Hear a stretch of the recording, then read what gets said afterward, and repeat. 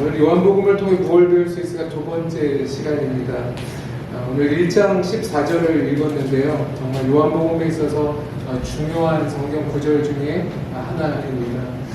요한복음의 배경이 되었던 초대교회 시절에 겪어야 했던 교회의 가장 중요한 이단 중에 하나는 영지주의입니다. 영어로 그노스티시즘이라고 얘기하는데 이 용어는 헬라어의 그노시스, 즉 지식을 의미하는 단어로부터 파생되었습니다.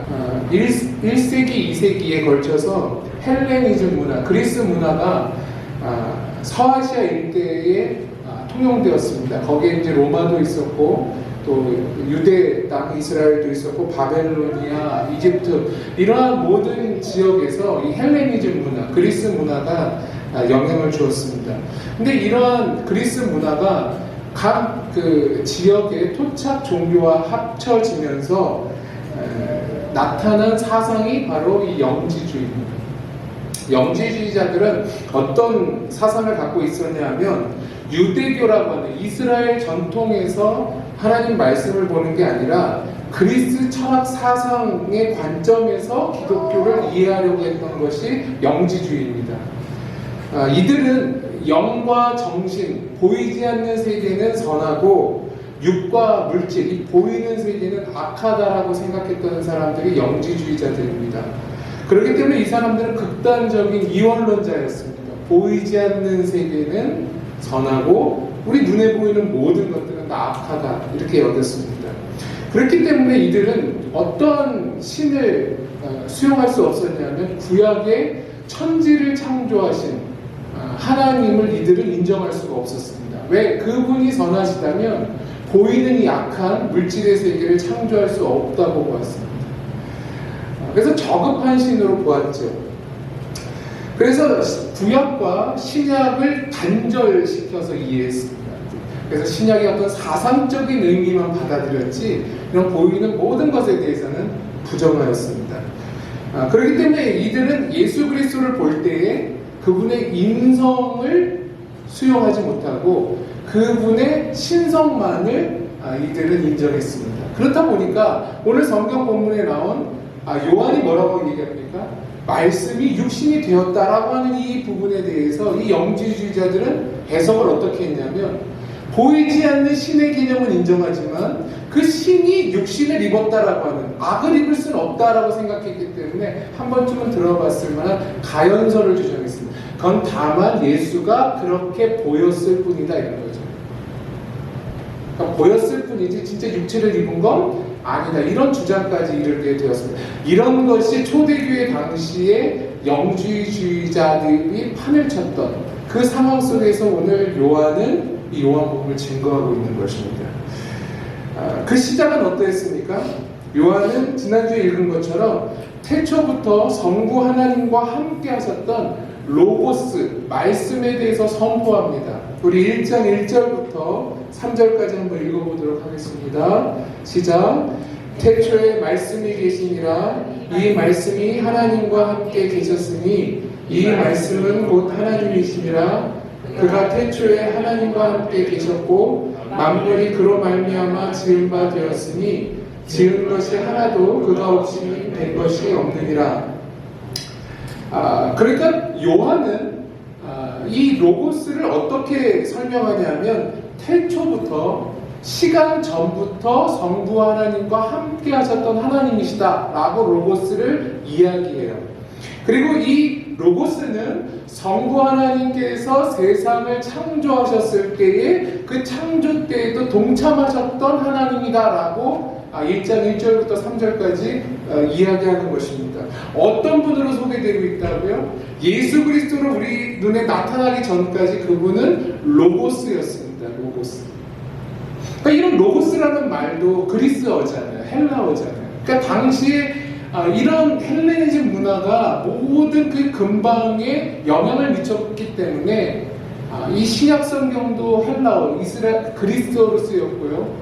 또 이런 용어들도 그리스의 단어들로 설명되었다라고 하는 것입니다. 로고스는 뭐죠? 로고스의 원뜻은 여러 가지가 있지만 말 이런 뜻입니다.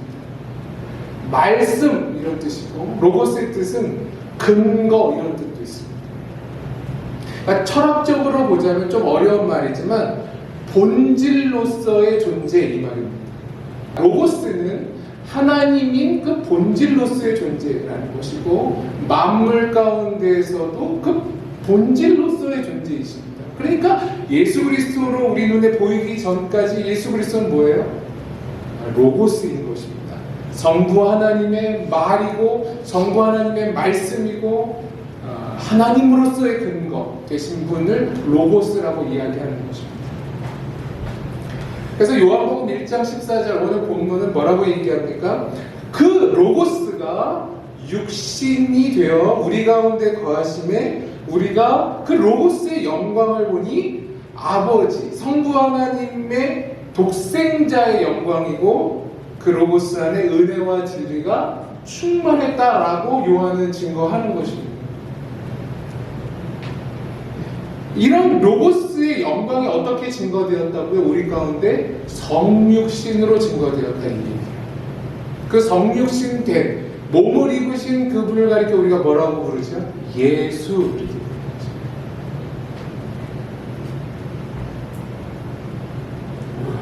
영지주의자들은 서두에도 말씀드린 것처럼 물질과 육체는 다 악하다고 여기는 극단적인 이원론자였습니다. 그들의 사상에는 하나님이 생각하신 구원의 방법과 서로 전혀 달랐습니다. 요한복음 1장 5절은 이렇게 이야기합니다. 빛이 어둠의 빛이 돼 어둠이 깨닫지 못하더라. 예수 그리스도는 빛이시고 세상은 어두움입니다. 여러분, 지난주에도 말씀드린 것처럼 우리가 이 단어 설명을 잘 해야 되는데, 초월이라고 하는 게 어떤 뜻입니까? 초월은 한 인간의 경험이나 인식의 범위를 벗어난 어떤 그 바깥 또는 그 위에 위치하는 걸 초월이라고 합니다. 그러니까 초월은 한 사람보다 큽니다. 그래서 성경은 한 개인의 경험 그리고 한 개인의 인식이 초월의 영역으로 이렇게 확장되어짐으로써 그 세계를 경험할 수 있다고 보지 않습니다. 이게 무슨 말인지 제가 설명해 드릴게요. 세상은 그렇게 가르칩니다.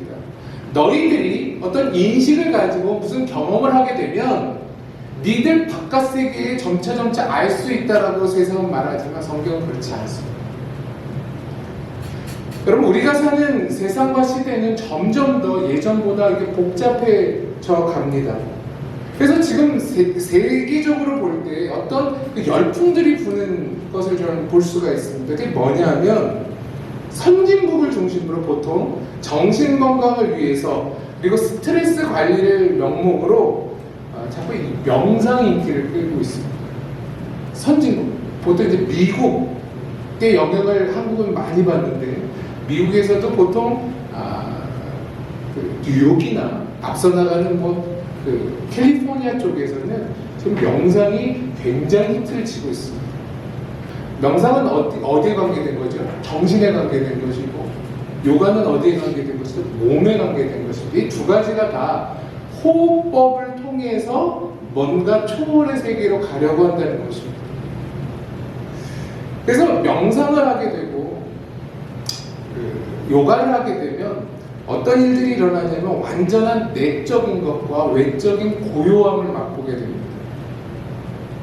그래서 사실 하게 되는 거죠. 왜? 세상이 너무너무 복잡해지고 세상이 너무너무 힘겨워지니까 사업하기도 힘들고 뭔가 인기 끌기도 뭔가 할 때 너무 정신적으로 복잡하다 보니까 이쪽으로 좀 넘어오면 이 복잡한 것들에 대해서 고요함을 명상을 통해서, 요가를 통해서, 몸을 움직임으로 얻을 수 있거든요. 그래서 이런 사람들은 복잡한 세상, 분주한 세상, 노력하는 세상, 애쓰는 세상 대신에 어떤 것을 선택하냐면 단순하고 고요하고 유연하고 릴렉스 되어지는 것을 사람들이 점차 찾는다는 것입니다. 우리는 세상이 말하는 초월의 시대, 그리고 성경이 말하고 있는 초월의 그 가운데를 살아가고 있습니다. 그런데 중요한 것은 세상이 말하는 초월과 성경이 말하는 초월은 정의가 다르고 과정이 다르고 목표가 다릅니다. 세상은 소극적인 것을 통해서 뭐라고 하냐면 가라앉히라고 말합니다. 가라앉혀.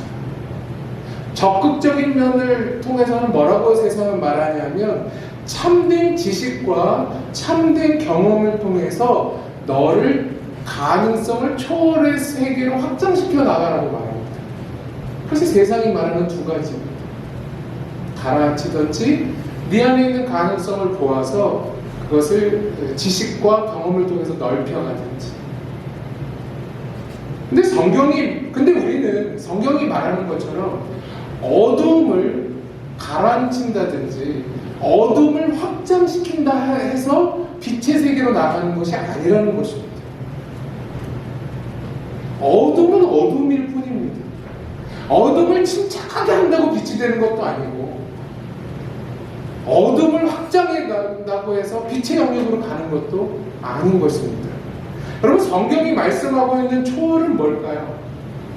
우리 영역, 인식과 경험 너머에 있는 성경이 말하는 초월은 뭘까요? 오늘 본문이 얘기합니다. 그건 하나님의 영광입니다. 이 막연한 단어, 하나님의 영광. 그러니까 한 인간과 우리가 사는 인류보다 더 크신 그 하나님의 영광이라 말하는 것은 성경은 그걸 신성이라고 말하고 그걸 능력이라고 말하는 것입니다. 그래서 로마서 1장 20절에 바울이 이렇게 표현하죠. 창세로부터 그의 보이지 아니한 것들, 그의 영원하신 능력과 신성이 그가 만드신 만물에 분명히 보여 알려졌나니 그러므로 그들이 핑계하지 못할지니라, 이렇게 얘기해요. 그러니까 하나님으로부터 창조된 만물 가운데 스며든 그 하나님의 영광, 그리고 그 영광의 궁극적인 근원 되신 이의 영광, 이걸 가리켜 성경은 초월이라고 말하는 것입니다. 이러한 신성에 대한 이해는 오직 성경이 주시는 은혜로만 이 초월을 우리는 깨닫게 됩니다. 그래서 요한복음이 우리에게 이야기하고 싶은 것입니다. 죄인과 아무리 발전되지만 시대적인 사상이 절대로 할 수 없는 것은 한 개인과 시대의 은혜와 진리를 담아낼 수 없다는 것입니다. 은혜와 진리를 담아내는 것을 가리켜 믿음이라고 합니다. 그러니까 은혜와 진리는 어디에 담기냐면 믿음이라는 거에 담겨요. 믿음은 한 개인이 하나님의 은혜를 진리로 믿게 되는 경로를 가지지만 이것이 누구에게나 적용되어지지 않는 아이러니를 갖고 있습니다. 이게 무슨 말이냐면 내가 믿는 것으로 안 믿는 자를 설득하려면 설득이 안 되는 거예요. 그게 믿음의 특징입니다. 나는 삶이 이렇게 사업하다가 힘들어져서 그때 주님 옆에 나가서 기도원에서 주님께 부르짖자 예수를 만났어요. 근데 내 주변에 보니까 비슷한 사람이 있어서 가서 내가 이렇게 사업 망했을 때 앞이 캄캄하더라. 근데 그때 내가 기도원에서 하나님께 부르짖었더니 하나님이 길을 여셨고 내가 그때 예수를 믿게 됐다라고 증거하면 나랑 동일한 사람이 예수를 믿느냐? 어떻게 경험하시잖아요. 안 믿잖아요. 그래서 우리가 환장을 노리시잖아요. 밖에 나가서 나는 믿어지는데 그 믿어지는 내용을 전하면 사람들이 기다렸습니다 그러면서 이렇게 믿어드리는 게 아니잖아요. 그게 믿음의 아이러니예요. 그러니까 답답한 나머지 뭐예요? 화를 내는 거잖아요. 근데 우리는 그걸 할 수 있다고 생각해. 우리가 믿음을 발현시킬 거라고 생각하고 내가 설득되어졌던 내용으로 다른 사람을 설득할 수 있을 거란 착각을 해요. 우리가 괜찮아서 똑똑해서 예수를 믿지 않았어요. 그러니까 그게 설명되어지지 않는 거예요. 거기에 우리가 혼동을 하죠. 은혜는 뭘까요? 여러분, 은혜를 뭐라고 설명하시겠어요? 전 이 설교를 통해서 좀 이 단어에 대한 이해를 좀 갖기를 원해요. 은혜는 뭐예요? 우리가 보통 쉽게 생각하는 것을 기도를 영혼의 호흡이라고 말하는 거죠. 기도란 뭘까요? 그 교회는 영혼의 보급이요. 이건 이제 신앙생활 어릴 때부터 했던 사람은 이렇게 얘기를 해요. 여러분, 은혜는 뭘까요? 우리가 쉽게 얘기하는 건 하나님께서 거저주시는 걸 은혜다고 보통 이렇게 얘기할 수 있을 거예요. 다른 말은 뭡니까? 이 하나님께서 거저준다는 말이 뭡니까? 값을 매길 수 없다, 이 말입니다. 그러니까 은혜는 값을 매길 수 없다는 말은 값을 지불함으로 뭔가 얻어낼 수 있는 게 아닌 게 은혜입니다. 그 말은 내가 무엇을 함으로 보상을 받을 수 없다라는 말이 은혜입니다. 그러니까 은혜를 위해서 우리가 뭔가를 하면 하나님께서 주신다, 이 개념이 통하지 않아요. 은혜는 먼저 닥쳐와요. 그래서 인간이 만들어낼 수 없는 게 뭐다? 은혜입니다. 은혜는 먼저 오는 거예요. 부모가 자녀를 먼저 사랑하지 자녀가 부모를 먼저 사랑하지 않습니다. 하나님이 먼저 우리에게 은혜를 주셔 그 은혜에 반응할 뿐이지 우리가 무언가를 해서 하나님께 은혜를, 사랑을 받아낸 것이 아니라는 말입니다. 그 은혜가 담고 있는 거죠. 진리는 뭐죠? 진리는 시간적인 면에 있어서 영원하고, 진리는 상황적인 면에 있어서 변할 수 없는 가치이자 기준이자 근거를 가리켜 진리라고 말합니다. 그러니까 진리는 어느 시대나 어떤 상황이나 동서고금을 막론하고 늘상 그 자리와 그 위치를 지키는, 처음부터 영원까지 늘 동일한 그것을 가르쳐 진리라고 말합니다. 그 은혜와 진리를 담고 계셨던 분이 누구라고요? 로고스 되신 예수 그리스도라고 오늘 요한은 우리에게 증거하는 것입니다. 이 로한 윌리엄스 주교님의 책 중에 삶을 선택하라고 하는 설교 모음집이 있습니다. 거기에 성육신 사건을 이렇게 이야기합니다. 들어보세요. 성육신 사건은 인간의 가장 단순하고 가장 근본적인 질문에 대한 응답입니다. 그래서 그곳에 가장 먼저 도달하는 사람들은 정교하고 세련되게 자신을 포장하지 않습니다. 자기 반성 따위로 자신을 방어하지 않습니다. 이러한 질문을 하는 사람들이 흘리는 눈물에는 기만은 없습니다. 다만 이런 사람들을 통해 우리는 어디로 향해야 할 것인지를 배웁니다. 그렇게 성육신에 대한 이야기를 했죠. 하나님께서는 우리 모두를 시간과 상황이라고 하는 것을 도구 삼아 우리 모두를 다 가장 근본적이고 가장 단순한 상황으로 몰고 가십니다. 보통 그것을 뭐라고 얘기하냐면 고난이라고 말하고, 보통 고뇌라고 얘기하고, 보통 그것을 고독이라고 얘기합니다. 하나님은 우리에게 고난을 허용하시고, 때로 우리가 받아들이진 않고 우리가 환영하지 않지만 고뇌의 시간을 주시고 고독의 시간을 허락하심으로 말미암아 하나님께서는 우리를 가장 단순하고 가장 근본적인 상황 가운데를 몰고 가십니다. 그것이 은혜입니다. 물론 모두가 고난을 경험하고 고뇌를 하고 또 고독을 경험한다고 해서 하나님께 나오는 건 아닙니다. 어떤 사람은 고난을 받고, 어떤 사람은 고뇌를 하고, 어떤 사람은 고독 속에서 하늘을 향해서 주먹질하는 사람도 있습니다. 그리고 하늘을 향해 욕하는 사람들도 있습니다. 그들이 하는 말은 뭡니까? 신이 있다면 이게 뭡니까? 이렇게 얘기해요. 내가 믿을 수 당신이 있는지 없는지는 잘 모르겠지만 신이 있다면 도대체 이게 뭡니까? 이 고난은 뭐고, 이 고뇌는 무엇이고, 이 해석할 수 없는 이 고독의 상황은 뭡니까? 이렇게 질문하는 것입니다.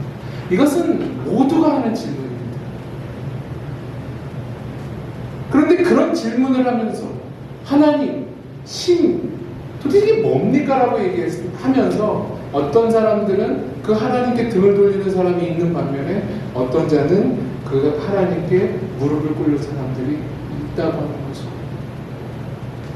어둡고 막막하고 힘겹고 한숨만 나오는 절체절명의 시간에 하나님께서는 자신의 백성들에게 신비를 담아내십니다.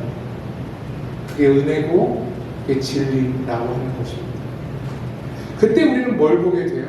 그때 우리는 그 독생성자가 이 세상에 육신을 입고 오셨듯이, 이 어두운 세상에 그렇게 오셨듯이, 그 하나님께서, 로고스가, 말씀이, 하나님의 그 본체가 우리의 막막하고 답답한 상황에 오심으로 말미암아 우리 가운데 무엇이 보여요? 어두우면 어두울수록 그 영광이 더 또렷하게 보이는 것 아니겠습니까? 이 어두운 우리의 삶에 하나님께서 뭘 담아내세요? 은혜와 진리라고 하는 예수를 담아내심으로 하나님의 영광을 더 빛나게 우리에게 비춰주세요. 그때 우리는 비로소 영광을 보게 되고, 그때 우리의 입에서는 그냥 감탄이 나오게 되는 것입니다. 그걸 이렇게 뭐라고 얘기하죠? 찬송이라고 하는 거죠. 사랑하는 여러분, 예수 그리스도께서 세상 가운데 육신을 입으시고 빛과 생명으로 오셨다는 걸 다시 한번 기억하기를 바랍니다. 이게 무슨 의미인지를 기억하실 수 있기를 바랍니다. 막다른 인류 가운데 아무도 이해 못할 육신을 입고 내려오신 것처럼 하나님은 오늘도 우리 각자의 인생과 일상 가운데 은혜와 진리로 모르게 오십니다. 여러분, 그것을 기억하십시오. 주님이 오신 세상은 한없이 어두웠다는 것들을 기억하실 수 있는 여러분 되시기를 바랍니다. 기도하겠습니다.